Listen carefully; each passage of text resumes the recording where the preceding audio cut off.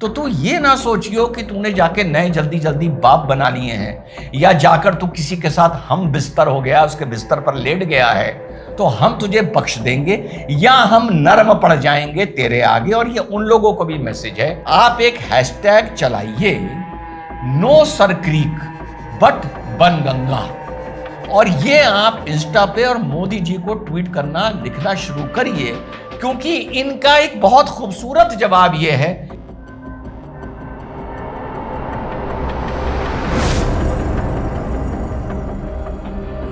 Hello, नमस्कार, सत श्री अकाल, अस्सलाम वालेकुम, कैसे हैं जनाब। तो साथियों, आज बात करेंगे बनगंगा की लेकर कि आप लोग भी सुन रहे होंगे कि पाकिस्तान बनगंगा को लेकर पुतक पुतक पुतक पुतक बहुत पुतक रहा है, जबकि उसको अच्छी तरह याद होगा कि बनगंगा पर जब उसने अपनी आंखें बुरी की थी तो किस तरह उसको जवाब दिया गया था। अब आप लोग कहेंगे यार ये बनगंगा क्या है, सर क्रीक का विवाद सुन रहे हैं ना साथियों। तो सर क्रीक का ओरिजिनल नाम बनगंगा ही हुआ करता था। तो आज थोड़ी बनगंगा की बात होगी, थोड़ा समझेंगे हमारे नई एक्सरसाइज जो होने जा रही है ऑपरेशन त्रिशूल को, क्यों ये सब हो रहा है, इस पर छोटा सा अपना विश्लेषण करूंगा और उसके बाद सरकार से एक अपील करूंगा जो इंस्टा पर और ट्विटर पर आप लोगों को इस हैशटैग को आगे बढ़ाना है। और ये सारी बातें मुझे लगता है 11 मिनट में हो जाएंगी। तो लेट्स स्टार्ट। बनगंगा का जो नया नाम है वो है सर क्रीक। जब एडमिनिस्ट्रेशन ऑफ सिंध और एडमिनिस्ट्रेशन ऑफ कच्छ में आपस में डिस्प्यूट हुआ तो सर क्रीक पहुंचे थे आजादी से पहले वो सेटलमेंट कराने के लिए। तो उन्होंने कहा जब मैं आया ही हूं तो इस जगह का नाम बनगंगा बदल कर इसका सर क्रीक नाम रख दिया जाए। वो जो 96 किलोमीटर लंबा स्ट्रेच है गुजरात पाकिस्तान अरेबियन सी से जो मिलता है, आप लोग मैप पर यहां पर देख रहे हैं। तो इसका ओरिजिनल नाम साथियों बनगंगा हुआ करता था।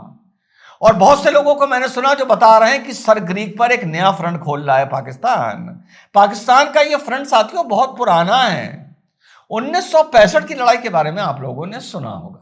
1965 की लड़ाई का आगाज बनगंगा से ही हुआ था, जब पाकिस्तान ने ऑपरेशन डेजर्ट हॉक यहां पर चलाया था। इस पूरे 96 किलोमीटर लंबी जो ये स्ट्रेच है बनगंगा उर्फ सर क्रीक को पूरा कैप्चर करने के लिए, क्योंकि पाकिस्तान कहता था जब सिंध और कच्छ का बंटवारा हो गया तो ये सिंध के हिस्से में आती है तो ये हमारे हिस्से में आती है।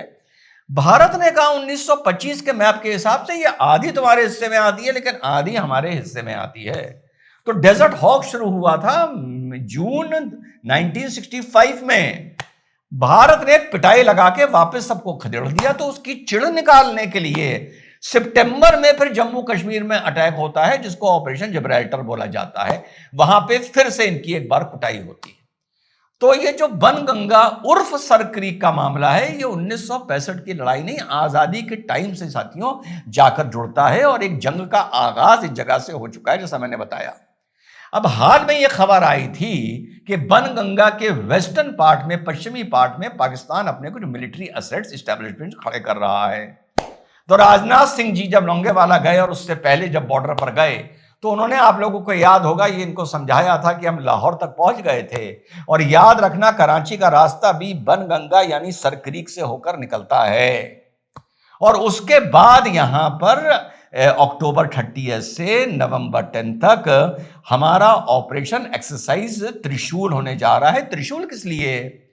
क्योंकि इसमें तीनों अंग एक साथ आपके एक्सरसाइज करेंगे, अपना कोऑर्डिनेशन, अपना आपस में कंट्रोल समन्वय देखने के लिए, यानी हमारी नेवी, हमारी एयरफोर्स और हमारी आर्मी। और ये लगभग 10-11 दिन ये एक्सरसाइज चलेगी।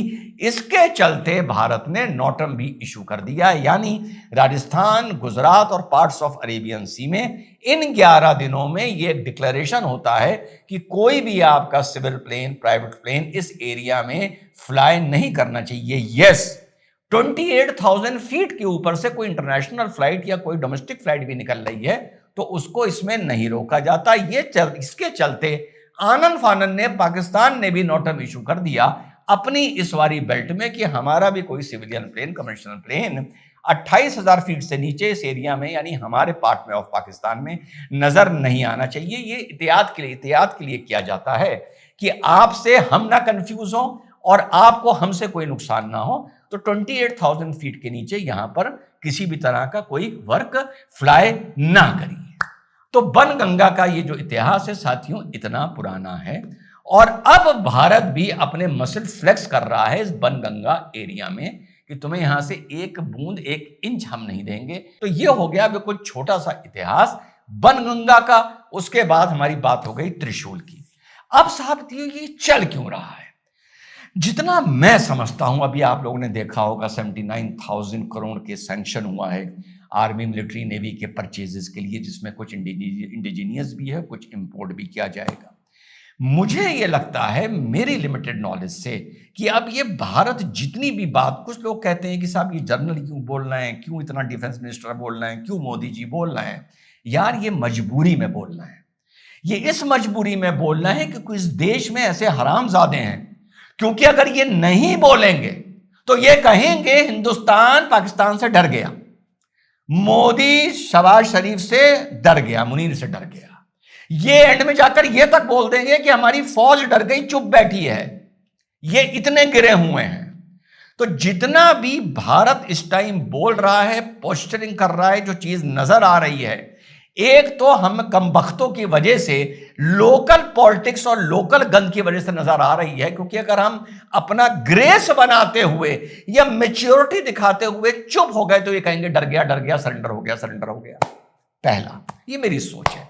दूसरा, भारत ये जो भी अपना पोस्टरिंग कर रहा है, ये पाकिस्तान को कोई इतना बड़ा मैसेज नहीं दे रहा है, या पाकिस्तान को अगर दे भी रहा है तो इतना दे रहा है कि तू गोद में जाकर भले सऊदी की बैठ जा या अमेरिका की बैठ जा, अगर तूने अब दुस्साहस किया तो तुझे फिर मारेंगे।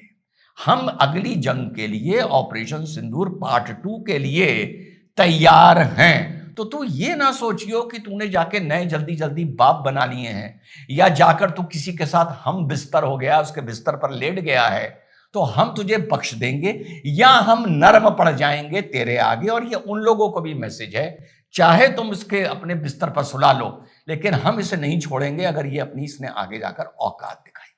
साथ ही साथ एक वॉर की प्रिपेयर्डनेस भी आप इसको मान सकते हैं कि अब भारत को बिल्कुल वॉर प्रिपेयर्ड हर मामले से रहना है। तो दूसरा मुझे ये रीजन लगता है, दुनिया को भी मैसेज देना और देश की गंदी राजनीति को भी मैसेज देना कि 22 अप्रैल के बाद जो हमने ऑपरेशन सिंदूर चलाया था, हम उसी बैटिंग के फॉर्म में हैं। जरा सा भी हमने ग्लव नहीं उतारे हैं, बल्ले पर अपनी जो पकड़ है वो ढीली नहीं की है। जैसे ही लूज बॉल फेंकोगे, बाउंड्री लाइन के पार गेंद जाएगी। ये हो गया मुझे इसका जो लगता है ये भारत क्यों कर रहा है। तीसरी अपनी बात खत्म करूंगा एक मोदी जी से अपील करते हुए और आप लोगों से अपील करते हुए कि बड़ा सुनहरा मौका है, आप एक हैशटैग चलाइए, नो सर क्रीक बट बनगंगा, और ये आप इंस्टा पे और मोदी जी को ट्वीट करना, लिखना शुरू करिए। क्योंकि इनका एक बहुत खूबसूरत जवाब यह है कि भारत अपने मैप्स पर उसको सर क्रीक लिखना बंद कर दे और एक बार पुनः बनगंगा लिखना शुरू करे, जो सर क्रीक का ओरिजिनल नाम था। तो Bharat should come back on Banganga and this place should be addressed internationally also, जब कम से कम हम बात करें by the name of Banganga. तो साहब ये है इतिहास बनगंगा का जो मैंने आप लोगों को बताया। ऑपरेशन त्रिशूल के अभी कोई भी फैक्ट्स सामने नहीं आए हैं। माना जा रहा है बड़ा अनयूजुअल प्रोपोजिशन पर ये एक एक्सरसाइज करी जाएगी जो बहुत बड़ी होगी और जस्ट बिल्कुल ऐसा लगेगा कि वॉर की तैयारी हो रही है। और तीसरा, क्यों ये भारत कर रहा है, इंटरनेशनल और नेशनल दोनों को मैसेज देने के लिए, क्योंकि नेशनल वालों को तो मौका चाहिए कि अगर हम चुप भी हो जाएं तो ये कहते हैं डर गया, हार गया। और चौथी बात जो आज आप लोगों से अपील की है, ट्विटर और इंस्टा पर यह हैशटैग चलाना शुरू करिए ताकि सर क्रीक का नाम कम से कम भारत के नक्शों में बनगंगा लिखा जाए। जय हिंद, वंदे मातरम, खुदा हाफिज।